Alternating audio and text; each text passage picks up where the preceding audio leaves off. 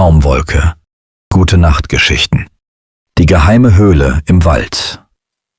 Es war einmal in einem zauberhaften Wald, in dem die Vögel fröhlich zwitscherten und die Bäume sanft im Wind rauschten, da lebte ein kleiner Bär namens Benny.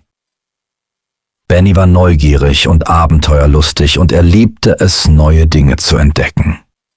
Eines Tages, als Benny durch den Wald streifte, hörte er ein leises Murmeln, das aus einer dicht bewachsenen Ecke kam. Neugierig folgte er dem Geräusch und entdeckte eine geheime Höhle, die von Moos und Ranken verdeckt war.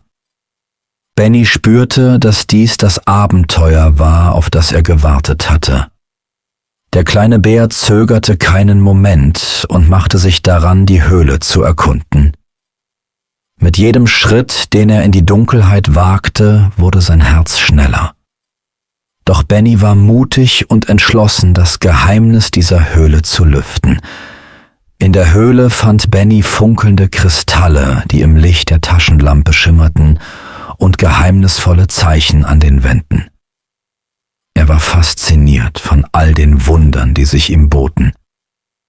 Doch plötzlich hörte Benny ein leises Knurren und sah zwei leuchtende Augen auf sich zukommen. Es war ein kleiner Fuchs, der sich in der Höhle verirrt hatte und Angst hatte.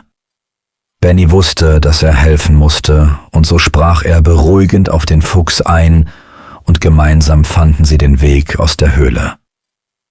Der kleine Fuchs war dankbar für Bennys Hilfe und lud ihn ein, mit ihm zusammen die Geheimnisse des Waldes zu erkunden. Gemeinsam erlebten sie viele Abenteuer und lernten, dass man mit Freundschaft und Mut jedes Hindernis überwinden kann. Am Ende des Tages kehrten Benny und der Fuchs erschöpft, aber glücklich zur Höhle zurück. Sie legten sich gemütlich nebeneinander und schliefen friedlich ein, während der Wald sie sanft umhüllte. Und so endete ein aufregender Tag voller Abenteuer und Entdeckungen für Benny und seinen neuen Freund. Die geheime Höhle im Wald würde fortan ihr kleines Geheimnis bleiben, das sie immer miteinander teilen konnten.